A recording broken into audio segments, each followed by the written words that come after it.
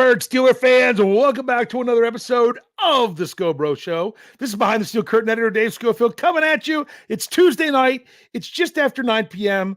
Where else would you rather be than with your Steelers family trying to figure out what's going on with this team, how they're going to try to put one together against the last undefeated team in the NFL, what happened on Sunday night, all those things. We can enjoy the misery together. But to help me enjoy this misery, with me as always, well, except for that one time he wasn't, is my big brother, Rich.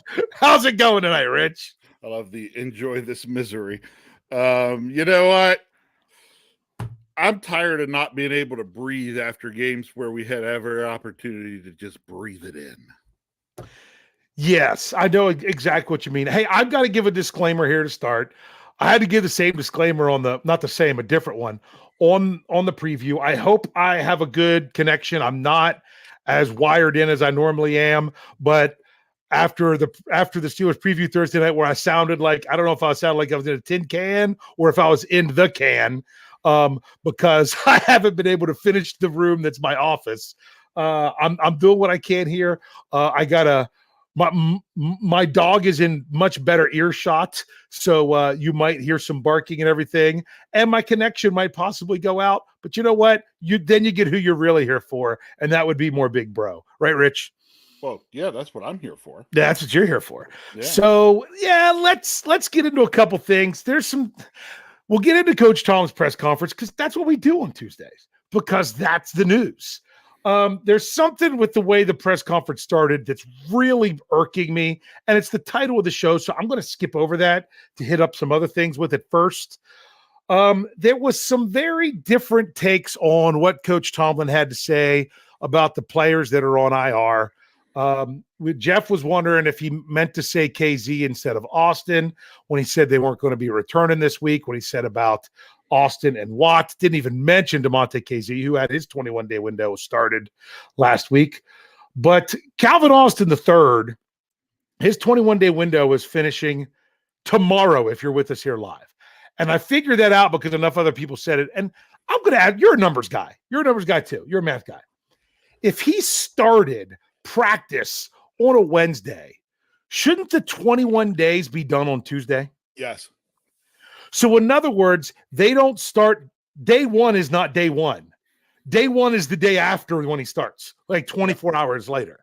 Yep. So to me, it would have had to have been today that they had to activate him. But apparently it's being widely reported by everyone else that it's tomorrow, that's the way they do it. I don't care how they do it, as long as you know. But that's just kind of been something that's bugged me a little bit. Because to me, if you come back and start practicing on a Wednesday, that should be day one.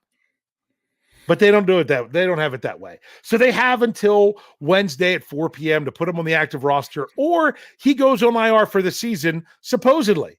But that's not a guarantee either, because if he's healthy and says that they're ready to play, they could push the issue, him and his agent, with the NFLPA or just with the Steelers, that, hey, you didn't activate me. I'm healthy. I'm ready to play. And they could force them to release him, where they could then sign him back to the practice squad. They would have to wait a certain time.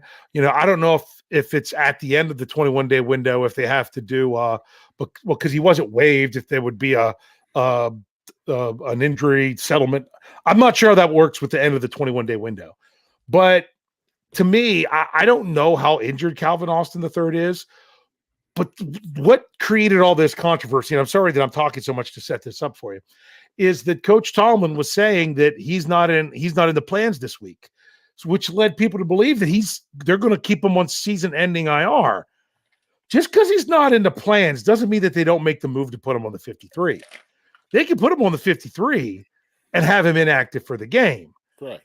I think he's going to end up on the roster tomorrow, but I also think I'm going to be writing about him being on the inactive list on Sunday. Is that what you take from it, or did you get some other impression? No, good. That's probably what will end up happening. Yeah. See, like I said to Jeff, and I think I even said it on the podcast. He can be ready and be ready to be on the 53, but if he's not ready to step on the field quite yet, then you bring him on the 53 and you have him inactive. Yeah, and that's why there was no way they were going to bring him back before last week, because I don't think they would have had him active. And then the question is, who does he replace? They can't keep an extra receiver. They have to make a move with one of the receivers. I think they've got to say goodbye to Gunnar O. Believe it or not, though, that's part of the reason there wasn't a whole lot said about it today. Because if you start saying much about it today, then the questions start getting exactly, and you're not getting into all that. So it's easier just to deflect and not deal with it. Yeah, and let Tomlin take all the questions on it after the decision is finalized and everything's done. Yeah, but the thing is, see, and then someone asked a question: is why would they take him off IR and start his 21-day window? Honestly, because he wasn't going to get any better not practicing. Yeah. You needed to start letting him practice, because when he was on IR, he can't practice. You start that 21-day window, they are back, and it's basically having an extra player on the roster for practice is what you get. So that's why you start the window. But now, because if you're not practicing, how's he ever going to get ready to play? So it's all about practicing. So you're like, well, what if you just leave him on IR for the rest of the season? Well, then he can't practice anymore. Dude, we're talking about practice. But that's what he needs. I mean, and I think Coach Tomlin, like I said, I used my, Mike Tomlin seeker decoder ring to figure all this out. That's in essence, that's what I felt we say. I mean, he even specifically said up or down, active or inactive. He's not part of the plan, which means all these, media and fan narratives, because I think Coach Tom's getting frustrated with the media because, I mean, if the fans think one thing, and that's what social media does, then it has the media, bringing things out that would they have brought these things up before if there wasn't so many fans, with the media hearing what the fans are saying? I don't know. But bottom line is, it's not like Calvin Austin III is going to come back and be some savior of this offense. No. Right now. And that's what Coach Tom is squashing. And I think you brought up the point that I didn't even think about, was you don't do that to the guy that he's going to be replacing on the roster right now. Correct. That's why you don't talk about it. That's my big bro. I think that made it even better. Because look, tell me that there aren't players in the locker room that are thinking, oh my gosh, when they bring CA3 back, who's going? Yes. Yep. Yeah. Well, and here's the other thing. He didn't mention Steven Sims on the injury report this week, although he missed last week.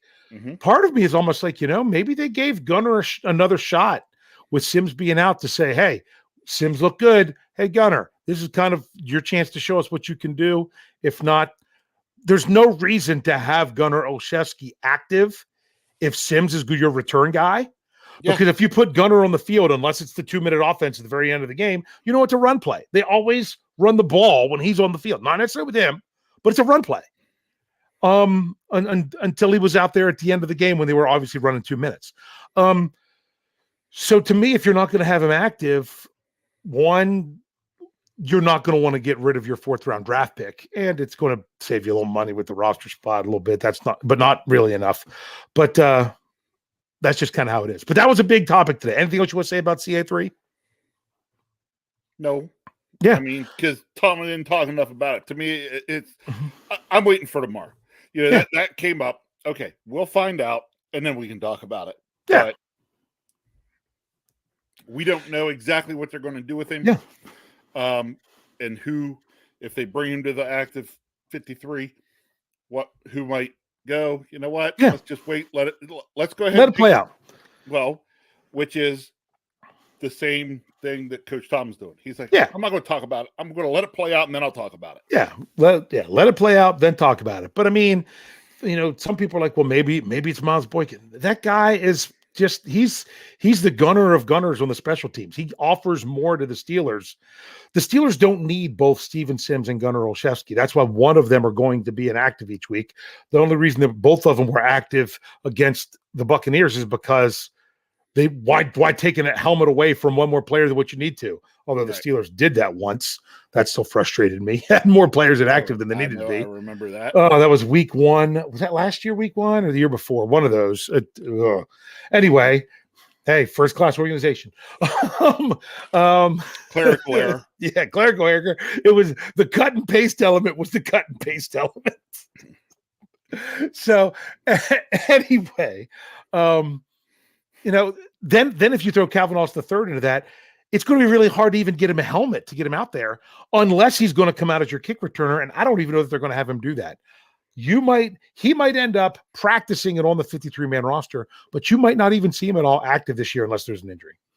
It just might be what it is. Right. It's just right. Because they may not want to risk any more injury to him, having him be the return man right now. They may say, we'll ride with what we got. He's never returned an NFL kick. He's never played an NFL snap. To think that he's going to come in and be the returner over either one of those guys is kind of like a fool's fan narrative, to think that he's ready for that, because he's never done anything in an actual NFL real game setting to show that he's the guy. You saw what Steven Sims did on a kick return and a punt return when he was healthy. You also saw Gunnar O put it on the field twice. That's why I think he's the guy that's going to go. But we've talked about this enough, haven't we? Yeah. Hey, I got a comment I want to bring up, not because I necessarily want to talk about it now, but I do want to talk about it later. Okay. So I want to bring it up now real quick and just okay. Mm-hmm. So the CUDA 70, I really hope Matt C opens up the playbook this week. We have nothing to lose.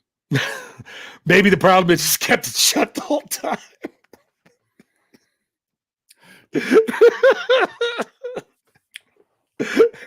No, you love analogies, right?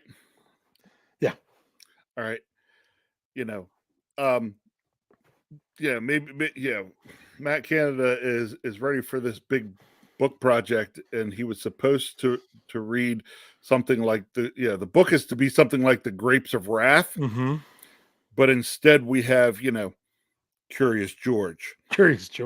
Oh, in terms of what is written in there, and the fact that his book just don't have that many pages. Just don't have that many.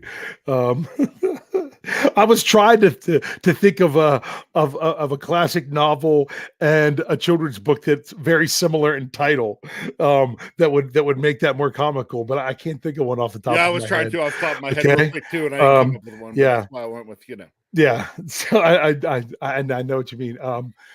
See, because right now all I can think of is my daughter studying the Odyssey. So I was going to try to think of something there, but it's escaping me. But yeah, that would be a good one. Yeah, we'll get to plenty of that talk, because how about this one? John Knox is Curious George. Grapes. That works. I don't know if that's a real book or not, but it works. That's exactly what we were looking for, John. Thank you. Thank you. I haven't looked at the live chat at all yet. I got to get back into looking at that. I just happened to glance at both of those. Yeah. And okay.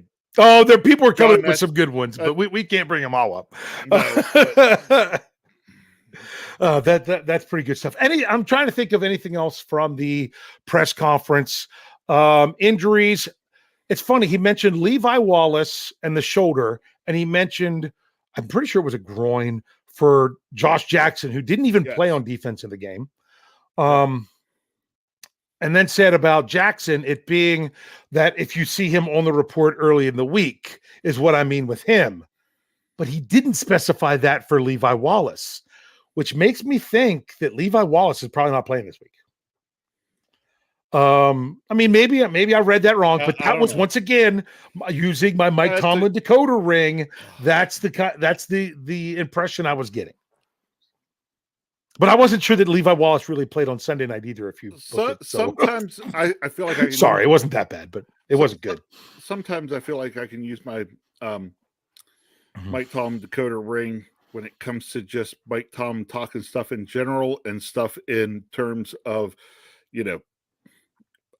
personnel moves. The place I'm terrible with my decoder ring is actually the injury report.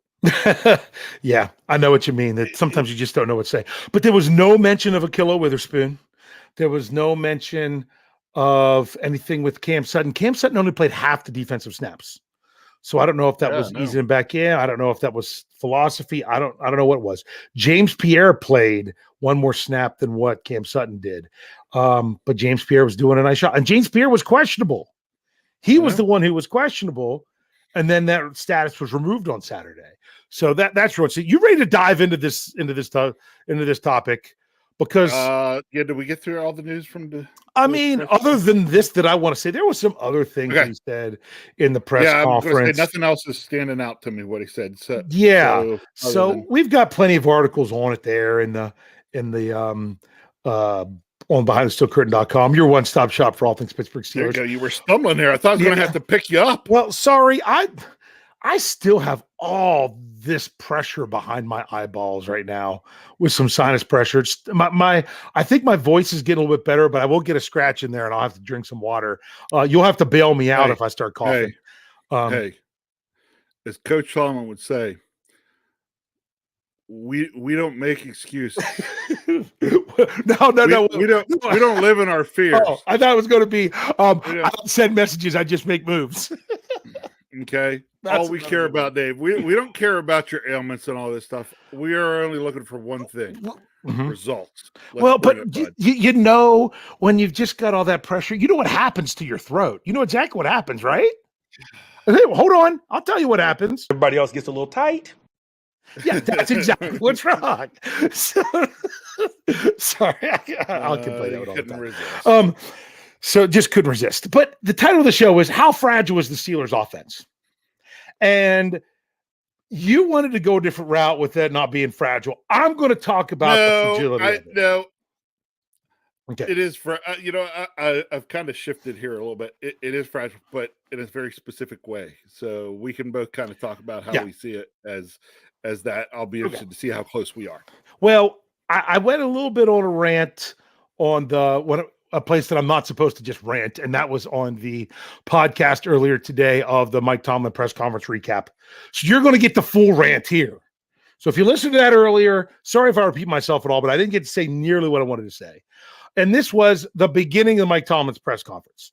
He said something that when you think about it, Steelers fans are like, yeah, that's right. That's right. But the more I'm sitting and dwelling on it, the angrier I get about it. And this is what you're going to go. I'm going to try to find the exact spot to read it because he says he starts with a synopsis of the last performance, as I always do. He said, or to summarize it in one line, I'd say they took advantage of their interception opportunities and we didn't. That's what he said following the game. In further analysis, that's still probably my high-level perspective on it. Obviously, there's a lot of variables at play in terms of determining winning and losing, but the turnover component of the game being as significant as it is, putting offenses on short fields and things of that nature, increasing the probability of scoring, I just thought that was significant. Another reason I thought that was significant is that's one of the things we stressed in game prep, that we should get our hands on some balls, potentially in play, and the quality of our play would be defined by whether or not we were able to catch them as a defense or not, and we weren't. So there are consequences of that. I get that. When I did my game-changing moment article for the website following the game, because it was a night game, it came out on Monday morning. Yep. It was 4 offensive things and 1 defensive thing. But the defensive thing I said was the four or more dropped interceptions. And I put them all together in one because I didn't know that one was more weightier than the other. I didn't want to choose between them. And then there was 4 offensive things. Now, that kind of made that defensive. Luckily, it didn't win. Because the more I thought about it, I'm like, it's really one of the other ones. Because the other ones were the penalties on the 3rd and 1, the 3rd and 3, and then not 3rd and 3, 3rd and 6 and 3rd and 16. Then it was the second interception, which was the first one of the fourth quarter, where the Steelers were dry on that 3rd and 16 play. And then I broke the final play into 2 different moments: the decision not to run, and then throwing the interception, what ultimately changed the game. So I looked at all those, and the more I thought about that, and when people were talking about it, they're like, I can't pick the dropped interceptions because I'm not putting this on the defense. And the more I got thinking about Coach Tomlin's words today, I'm like, you know what? The offense had 7 possessions in the second half. Every single one of those possessions, they were down by 6 points. A touchdown takes the lead. 7 possessions. And do you know what they did with those 7 possessions? Nothing. Nothing. And Coach Tomlin wants to point out the fact that the Steelers didn't finish their interceptions to give the offense a shorter field. You know what the defense did for the offense? Held them to 16 points. They kept them within one possession the entire second half. Every opportunity the Steelers had to keep the Dolphins off the scoreboard in the second half, they did it. One of them was after an interception late in the game. The return goes into Steelers territory. If the Steelers give up a first down, they take a knee. If they give up a first down on the first play and then hold them, I mean, they'd have to give up the first down on the third down play to then take a knee. If they would have done it sooner, it would have happened too early to run out the clock. If they do it on it, if they do it on the first down play, they run for a first down and then they hold them for 3. They kick a field goal to make it a 2-score game. The Steelers kept them from getting 10 yards and made them punt and gave the offense another chance after throwing the interception. And the complaint's going to be, after making that stop, that on the third down play, they didn't make the interception, that on one of the other plays, they didn't make the interception, that they didn't make the interception at the end of the first half, which would have taken away 3 points. I think the first one might have taken away 3 points.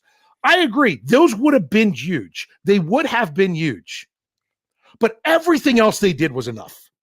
Everything else they did was enough. And the offense let them down. And to say that the defense should have done even more because they had a chance, do you know what the Steelers' offense had a chance to do? Win. Score a touchdown on the next to last play, or even get the freaking field goal, and then score a touchdown and get a tied field goal in the last possession of the game. They let themselves down. The defense didn't let them down. And is Matt Canada that fragile of a coach that you have to set him up with a defensive score or a special teams return to the 12-yard line in order for the offense to get enough points to win a freaking game? It's embarrassing. It's embarrassing. And that's why I say the offense is too fragile. Okay, there we go. You can talk now, Rich. I ranted a lot.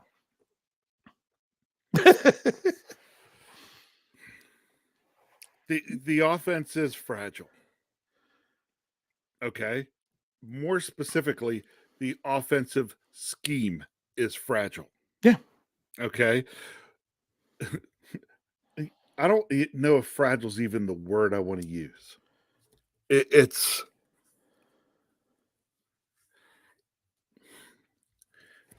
I'm wanting to say not enough.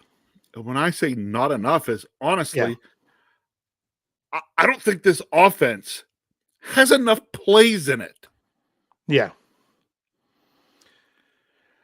I bet you anything they do. I just don't think they use them. The passing game doesn't have enough routes.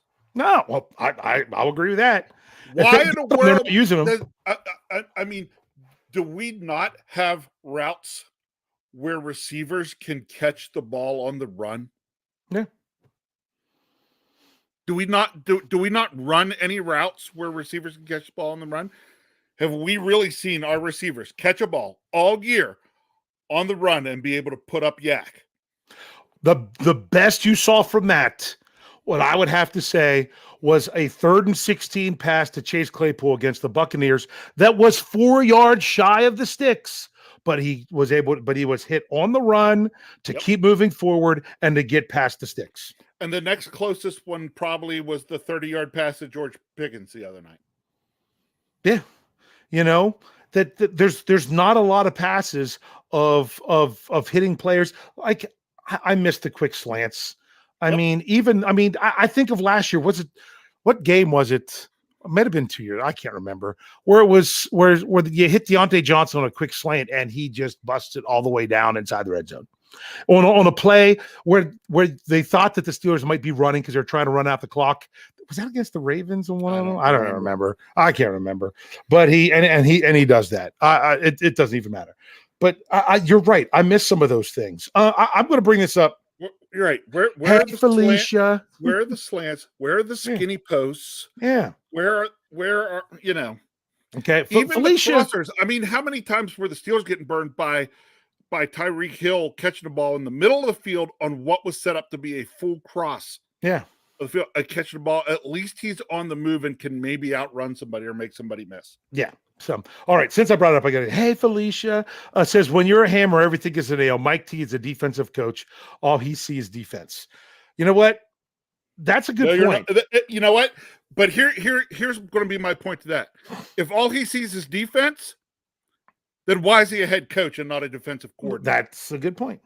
If you want to be a head coach in the NFL, you have to see both sides of the ball. But okay, at the same time, they spend all their money on defense. They talk about the elite defense and everything else. So I understand that, yes, you can focus on the strength of your team being stronger. But my thing is as I feel like, take the freaking training wheels off the offense. Take the binky out of their mouth and stop babying them and make them act and hold them accountable for scoring 10 points.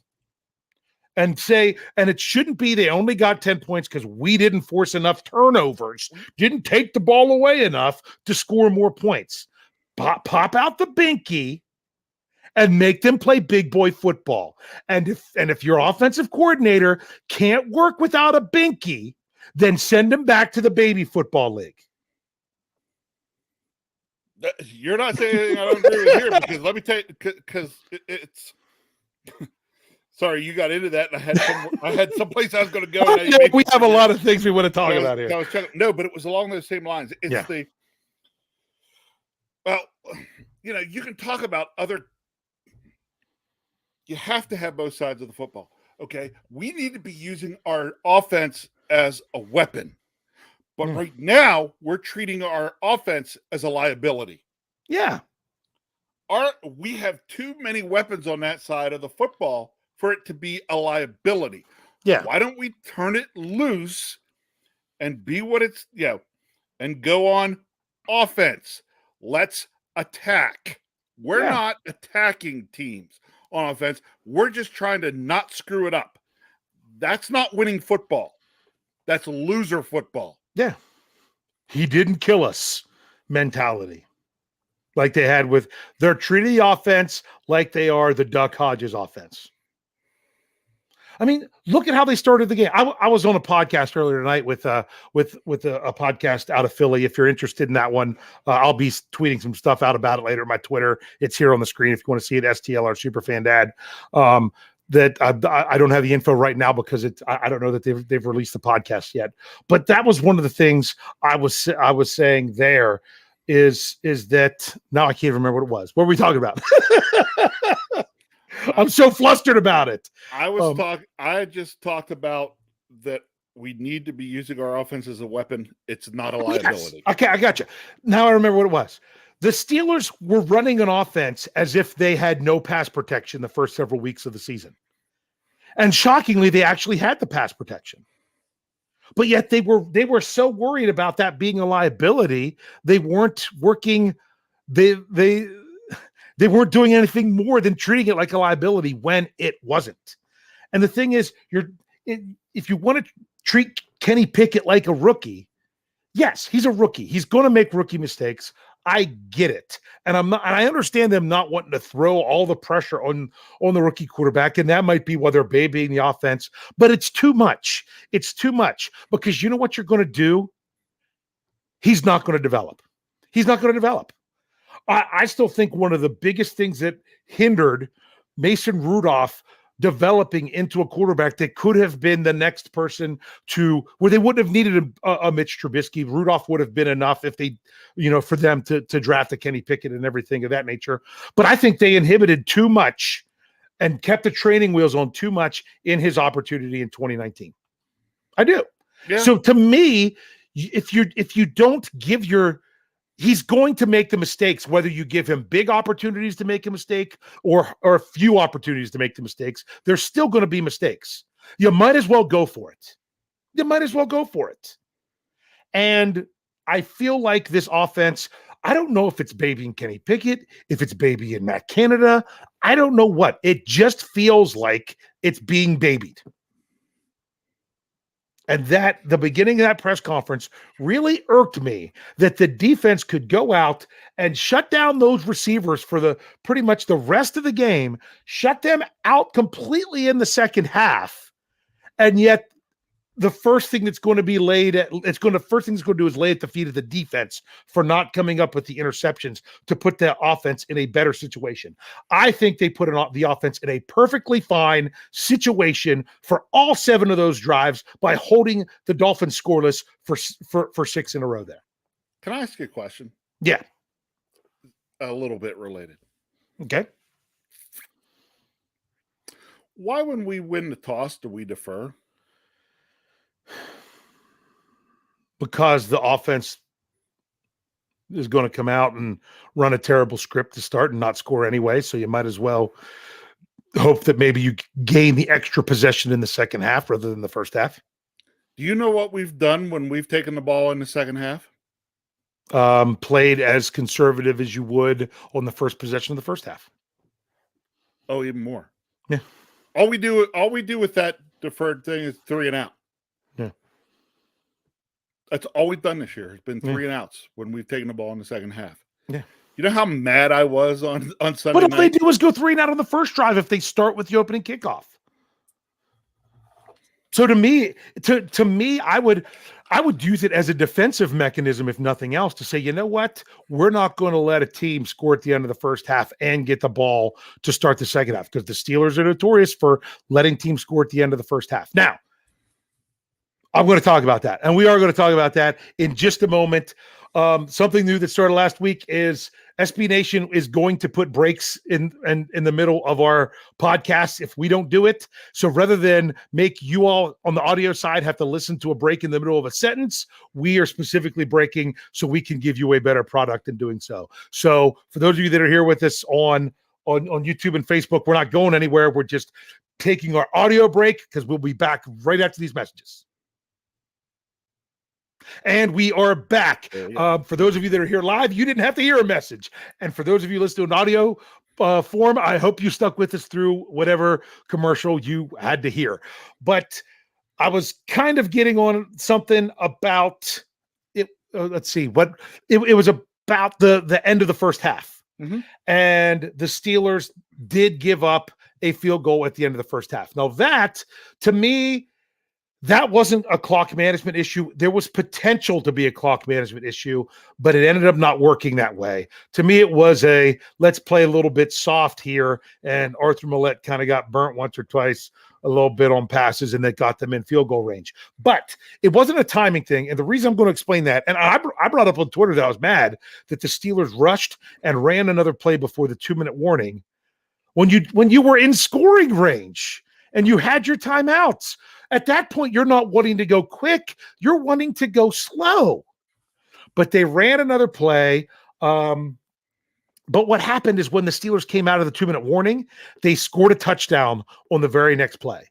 And if the Steelers would have waited and ran the ball on the first play coming out of the 2-minute warning and let, the another 35 seconds run off the clock after that before running that play, yeah, there would have been that much time less. And they're like, oh, they wouldn't have gotten a field goal range. If you go back and look at what the Dolphins did, the Dolphins let the clock run the full play clock their very first play of their possession and weren't in a hurry-up mode, because you know why? If they weren't going to get points, they didn't want to give the ball back to the Steelers with any time. So they played it smart to run it down, and they just would have worked it differently if they would have had less time. So that didn't matter. But the Steelers didn't defend that overly well and did give up that extra field goal there. Go ahead, Rich. I know you have lots to say. I can just tell. Nope. I don't. You don't? Nope. Just trying to bring my blood pressure back down right now. Oh, you're getting angry too? I'm frustrated. Here's what I'm frustrated with as well, as I've sat here and thought about this. Okay. Mm-hmm. So in some of what we've talked about tonight, then you raise questions for me. I think I have answers, but I'm not certain. Okay. Right now, I've seen plenty of it in the live chat. Matt Canada's got to go. Right. Mm-hmm. And you know what? I don't know that it'll make it better, but it's not going to get very good with him either. Well, you're saying Matt Canada's got to go. The Steelers aren't going to get rid of him in the middle of the year. We've already talked about that. It's not really what the Steelers do, and it's not necessarily going to get better if you get rid of him. Okay? Yeah. But after this year, Matt Canada is going to be done in Pittsburgh. His contract's up. They're not going to renew it. They can't. I assume it's up. I don't know. They don't make. I don't care. I've been looking, and normally when an assistant comes in, they give them a 3-year contract. Well, Canada came in as the quarterback coach for 1 year and then coordinator for 2. I don't know if it was a new contract beyond that, or I don't know if it was 2 years from there. I don't know, and I can't find it. So if anyone else out there finds when Matt Canada's contract up, I would love to know the answer. Okay, Matt Canada will have to go at the end of the year. Although then some of what you raise up is Matt Canada still being handcuffed by Coach Tomlin saying, you know, hey, you know, we got to set things up and do it so that our offense doesn't kill us. Okay. Yeah. If that is the case, then we never should have hired Matt Canada as the offensive coordinator. If we shouldn't have hired anybody. Coach Tomlin should have just taken it and done it. Yeah. Okay. But if you're going to handcuff your offense as much as what ours would be handcuffed right now, then honestly, Coach Tomlin would have to go. See, if he's handcuffing him, Coach Tomlin would have to go because you either have an offense or you don't. And right now we don't. Yeah. Yeah. Well, see, I don't know, because the head coach, you have a say in everything that's happening. But I don't feel like Mike Tomlin feels he's a capable person to be an offensive coordinator. So that's why he needs one. But it doesn't mean that he can't tell him what he wants to have happen. So that's the thing about being an offensive coordinator. You're not the head coach. You don't have, most of the time, you don't have free reign to just do whatever you want, because who does this responsibility ultimately come down to? The head coach. I've mentioned this episode a bunch of times on shows when it was on the TV show Coach, that it was one time where the offensive coordinator, why can't I remember the name of the coach? I just remember Luther. That it's Luther. Yes, Luther wanted to do something. He says, we got to do this, we got to do this, do that. I'll take the heat if this is what we got to do. And it did not work. And he went to take the heat. And everyone's like, okay, well, it's good for you to take it. But ultimately, the head coach had to decide if you were going to be allowed to do it or not. And they didn't put the heat on him. They put it right back on Coach Fox, because that's ultimately where it comes down to. I don't know how much. I don't know if Coach Tomlin's saying, come on, Matt, get this going, or, hey, Matt, hold on, just don't whatever. But something that Coach Tomlin said that I said today, and he said a number of times, is another reason why I think this offense is really fragile. And I wanted to talk about this one too. And that is, Coach Tomlin is constantly talking about not getting behind the sticks. If you get behind the sticks, you're going to be in a rough situation. You know what? The Steelers actually overcame on their touchdown drive. Didn't they have a 1st and 20? Didn't they? Yeah. Najee Harris was called for an illegal block below the waist or something, and it drove them back to a 1st and 20. And they overcame that. Now, you can't constantly overcome that. But I'm worried about this, and I don't know if it's Canada, Tomlin, both. I'm not sure. And that's why I say that we as fans, we don't have all the insight. I feel like the Steelers' goal on every first down is to gain 1 yard. And anything else is bonus. You don't want to pass because you don't want an incompletion and it be 2nd and 10. And you definitely don't want to sack to where it's 2nd and long.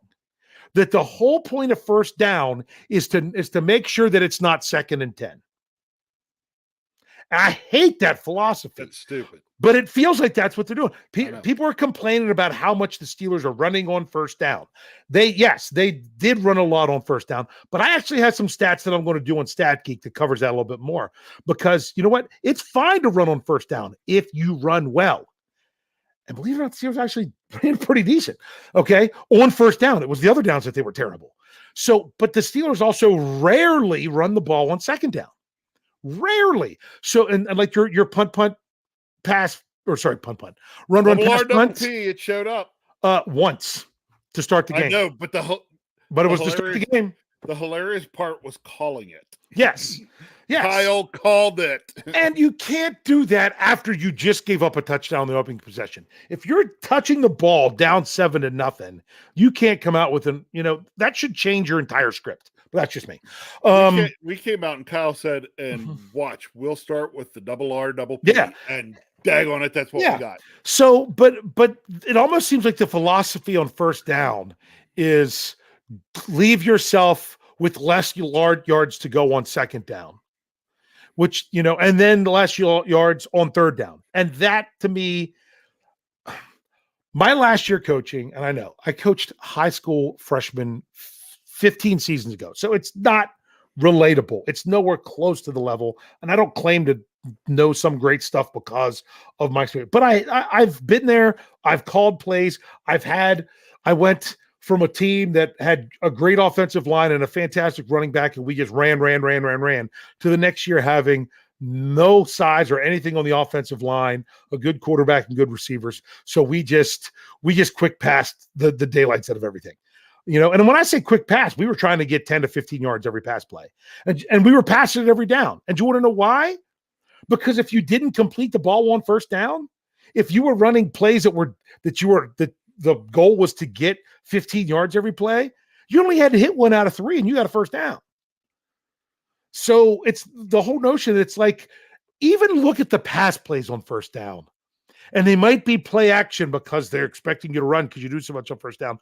But even on those play action passes, they're little short outs that are no more than a yard or so down of a route down the field. Right. We're running 1 to 2 yard routes that, again, are not catching the ball on the run. Yeah. You're running so fast towards the sideline, you don't really have any other choice but then to go out of bounds. And you know what? I had that route in my repertoire. I ran it some, but it was mainly to set up what the guy on the same side of the field, if we were running double twins, was doing to make the defender have to make a choice. But I didn't want to take that. If we take that pass play every time, it's going to be a 3 and out with 3 completions. So, but it's the whole notion of, even when they do pass the ball on first down, it's not like they're really taking big shots. Now, I know they took a big shot with failing to do what I say our offense needs to be doing. Yeah. We're not attacking. Yeah. We're not attacking. And to say every once in a while that we come out and throw a 40-yard pass down the field, which we've completed, none of this year, that's not attacking. Yeah. Attacking for me is anywhere, really, I'd rather see play, could we try to hit some pass plays on first down that get us somewhere between 5 and 20 yards? Yeah. How about a pass play on first down that gives you just another first down? Yeah. The only time the Steelers really seem to do that is in the 2-minute. And look at the preseason. The only time they had success moving the ball and scoring points in the preseason was the 2-minute drill. But do you think maybe it might sink in a little bit that might be what you're doing, that you're actually pushing the ball down the field a little bit more, and maybe even at times work the middle of the field? I don't know. I got a super chat here. I know. Before you do that, though, I will bring up that, our father and I had a conversation on Sunday before the Steelers even played, and we were talking that we were seeing the only, I guess, good thing you could say about this terrible Steeler offense right now is that apparently Matt Canada must have some other offensive coordinator buddies in the league that they're all hanging out together, because I'm seeing some of the same things from some other teams. Yeah, this is some of the philosophy going on around the NFL, but at the same time, the thing that bothers me the most is when you see a play, and Coach Tom was asked about this play. It was a 3rd and short with a run to Najee Harris. And you could see from the end zone view that the Dolphins knew exactly what the Steelers were going to do, because their personnel and their formation, they knew exactly what the Steelers were going to do. And you know what the Steelers did? They exactly. Yeah. They completely stacked one side of the line of scrimmage, had way too many defenders there to even be successful, and the Steelers ran it anyway. And then the question was, should Kenny check out of that play? And Coach Tom's answer, well, we were running with pace in that situation, and that was the weapon we were trying to use. Well, then that was a bad choice. I don't care if you're trying to go fast. If the other team puts all 11 guys right where you're going to run the ball, would you really want and maybe they took it away from Kenny in that thing, said, hey, get to the line, run this play no matter what. Don't do that, because when you go to run the play, everyone's seen you do it. It's kind of like when I was helping with the varsity team, the only time we would run a certain motion was to use the wide receiver to try to seal a block to run a sweep that way. Well, when you use that motion and that's the only thing you ever use it for is to run a sweep, guess what teams know every time you go in that motion?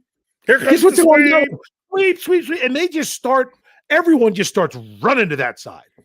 And you're still running a sweep. That should not happen in the NFL. That should not happen in the NFL. And that's just, sorry, I got to get the super chat before I lose it. Get it. Mason Purdy, $4.99 in the tip jar. And he's exactly right, in my opinion. The Steelers will be fine. All the elite teams had years like this. We're a young team finding our way, and we have a great foundation, growing pains. There's still a lot of stuff that's missing from this team. I still think if something happens where the offense actually starts to get it, including the scheme, play calling, and execution, and all the players coming together, you could see a different team from the Steelers it could be as early as this week if they just do it, but you just don't know that they will. You just don't know that that's all going to all come together. That's a little bit frustrating. The frustrating part right now is that we are 2-5. Yeah. Right? Yeah. And when you look at it, we just as easily right now with just a little better play here and there and some maybe better plays and play calling could be 5-2. Yeah. And also, one other thing doesn't go the Steelers' way. They're 0-7. Correct. Like that's how fragile and delicate it is. That's how that really is. The line is that they're walking on right now. That's the thin line. The fact that they've got 2 of those wins actually isn't terrible because they could have had none. But what's frustrating is that they could have had at least another 3, if not 4. Yep. This was something I just saw because it was above the super chat, and I want to bring it up here. I'm going to talk about this on Stat Geek a little bit more in depth with some numbers. But Wes says, I don't understand the Steelers aren't the only teams doing it. Why go long on 3rd and 2 or 3 and you're deep in your own territory? Okay, here's why. I've brought it up before, but the Steelers, this doesn't include last night's game. I'll go back and include last night's game when I actually update these numbers. But I was looking. On 3rd and 4 or less, the Steelers have thrown the ball 15 yards or longer 6 times this year, according to Pro Football Reference. They are one of 3 teams that have thrown it that much, and then a number of teams that have done it 5 times. So the Steelers aren't – Wes is right. They're not the only ones doing it. I don't understand the philosophy. The philosophy is this, and this is like, Tim Benz drives me nuts. Always wants to talk about throwing short of sticks, throwing short of the sticks, throwing short of sticks. Okay? When the defense is set up and defending a very small zone, a lot of times you're going to have to make a decision. Are you going to throw short of that zone and try to break through it, or are you going to try to throw over that zone? And the throwing it deep is the throwing over that zone, because if you come up and defend the sticks and you're really defending the sticks, you're leaving yourself weaker on the back end and take the shot. The problem is the Steelers in those 6 plays have only completed 2 passes. One was Trubisky and one was Pickett. They're both 1 for 3 on those. So that's the problem, is that you don't always complete them. But the thing is, it's just like you don't want to go up and run that play with Najee Harris when they stack the defense all in that one spot. Don't run where there's a bunch of defenders.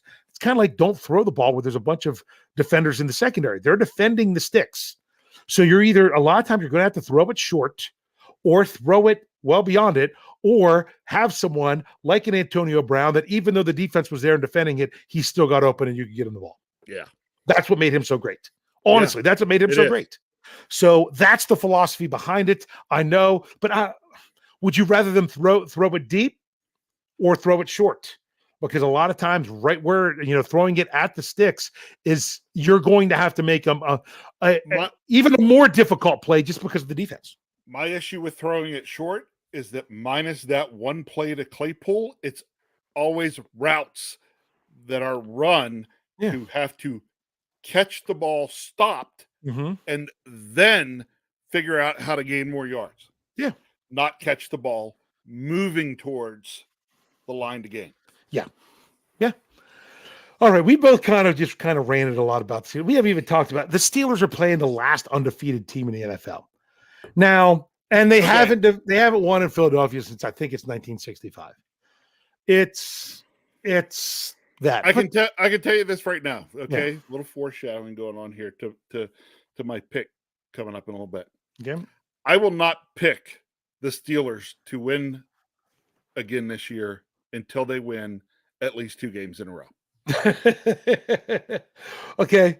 I will not pick the Steelers to win again this year until they win at least 2 games in a row, because I don't trust them right now is the biggest thing. I don't trust what I see. I started to trust what I saw after they played Tampa, and then I didn't get that against Miami. I mean, and that the beginning of that Miami game, it just felt like it was going to be Buffalo all over again. And then it wasn't. Yeah. And it was right there. And I mean, I'm sitting there watching the game, even when they got the ball back again and they're trying to push it. I'm just like, I don't have the trust that they could do it. I really don't, because they haven't shown us that. It's the post Ben Roethlisberger effect. Honestly, and I'll tell you this, part of what I didn't trust, and this is part of what when we get in the red zone anymore, I don't trust that we have a play that can score us a touchdown. Yeah. I mean, hey, to score the touchdown we scored in that game, it took an amazing throw and an amazing catch by George Pickens to get us the 1 touchdown we got in that game.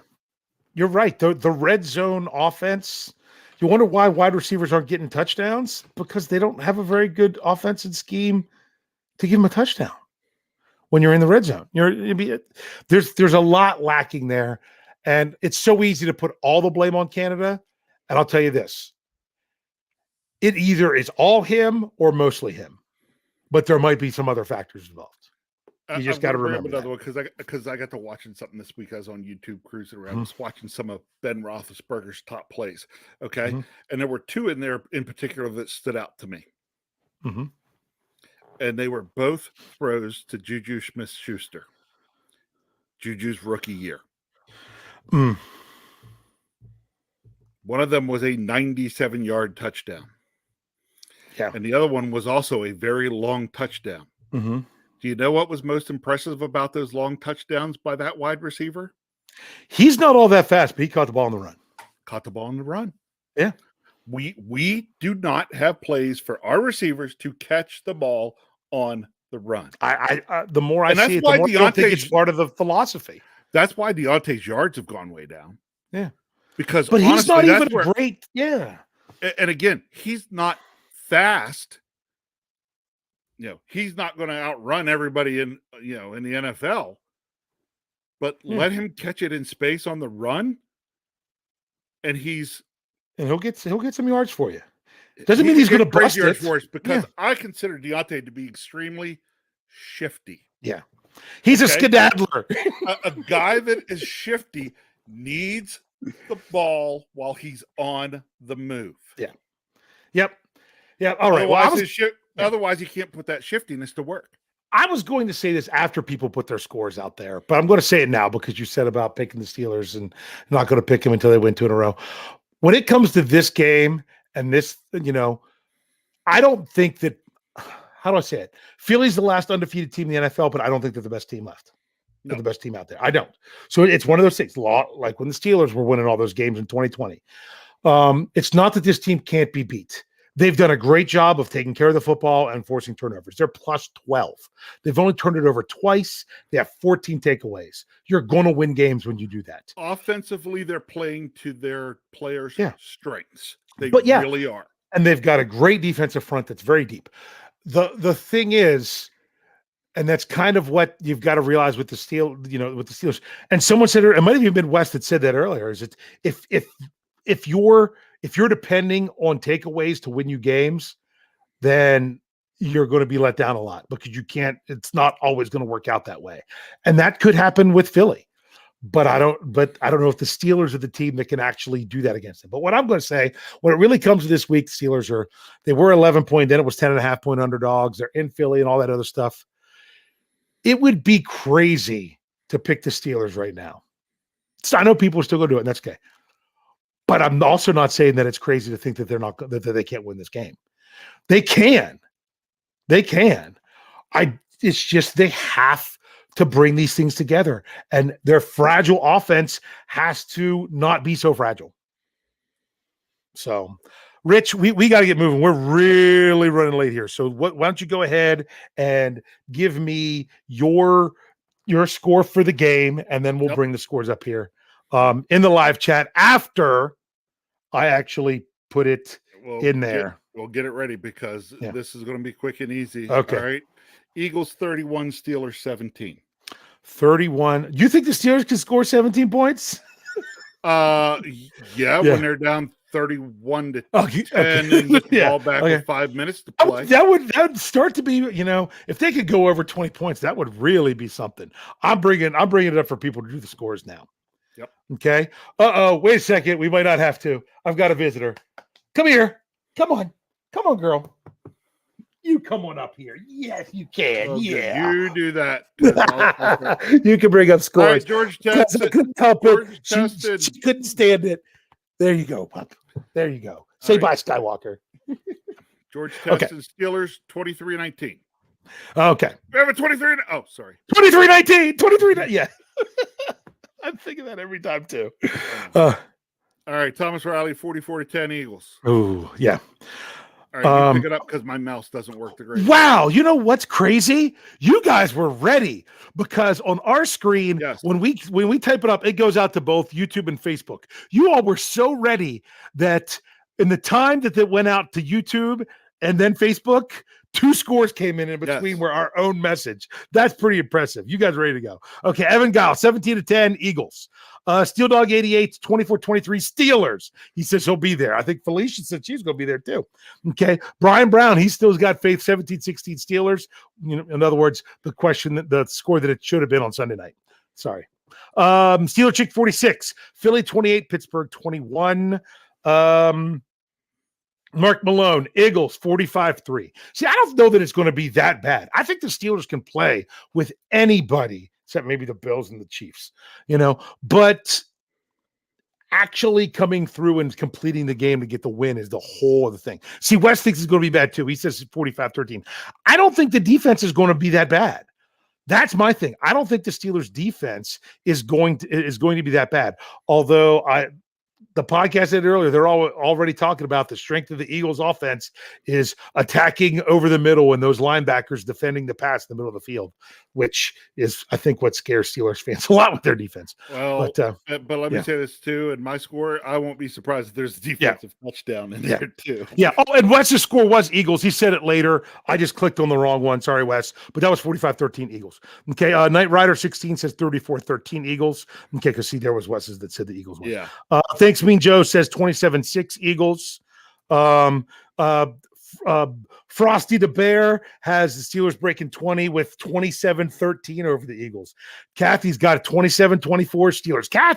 Kathy is our Jeff Hartman in the chat. She's going to go with the Steelers every time, and I don't blame you. I really don't. No. Okay. But wish people that pick the Steelers even know that it's crazy and it's not likely. I wish, but they're going with what they know could happen. Okay. Let's see. Here we are. State of the Steelers, 20-13 Steelers. Okay. Outside Steelers fan says good guys 10, Eagles 55. So Richard Adamson says Steelers 27-24. Steelers fan says Corgi. Actually, my dog is an Augie. It's an Australian Shepherd mixed with a Corgi. So it's basically a Corgi without short legs. She's actually pretty awesome. Corgi 100, Steelers 0. Dion Eaton. Is that Eaton? Did I see that right? Yeah. Man, I need new glasses. Eagles 35, Steelers 20. You click them up then. I'll read them. Okay. No, I got this one. Turkey Show. I want to say that one. 54-3 Steelers. That's having the faith. Okay. Go ahead, Rich.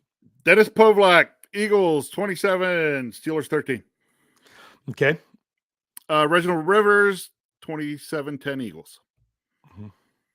Now I'm running out of them. Yeah, that figures. I am. Look at that. All that. Okay, here we go. Here's one. Lawrence Weaver, Eagles 55-6. I hate picking against. Yeah. I know too. And I mean, it is frustrating because right now it's not that the Steelers can't win games. It's that they aren't. Does that make any sense? It's not that they can't win the games. They had the opportunity to win that game. The defense. They had the opportunity to win that anything game. short of the pick six, they would have won it for them. Yeah. Just they put themselves in a position and don't do it. Yeah. That hurts. I'll be honest with you. If the Steelers win the turnover battle, I believe they can win this game. Okay. I just don't believe that they're going to win the turnover battle. Okay. You know, and I say that, but now I'm going to even walk that back. If the Steelers win the turnover battle, I feel that they can win this game. The only problem is if the only reason they win the turnover battle is that they go even more ultra conservative on offense to not turn the ball over to where they can't even get across midfield, which is what my biggest fear. I'll can't miss Sherry. Bring up Sherry's. Got it. Sherry Richards, Eagles 24, Steelers 13. Yeah. Yeah. So I don't know. Hey, I actually get this game on TV. Hey, there's a good one. Well, think about this. The ugly purple team plays Thursday night. Yep. And the two putrid brown and orange and black or whatever they are from that disgusting state, they play each other on Sunday night. So there's no other AFC North game. And if I'm getting a station out of Baltimore, that's not very far from Philly.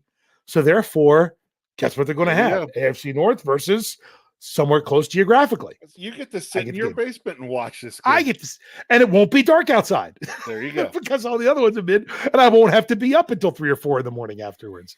It's going to be nice. Well, I did get to watch. Well, I mean, I watched the second third quarter of the Buffalo game. But by the time I sat on my couch to watch it, it might have been light outside, but the game was over. I mean, they were still playing, but it was over. That game was over 10 minutes of watch time. Yep. So M Marcus 39 has 17-14 Steelers. They could pull off a game like that. They could. Right. That they could pull off. And actually, I could really honestly in the end see Sherry Richards' score that she had, the Eagles 24, Steelers 13. Mm-hmm. I could honestly see that being the score of the game.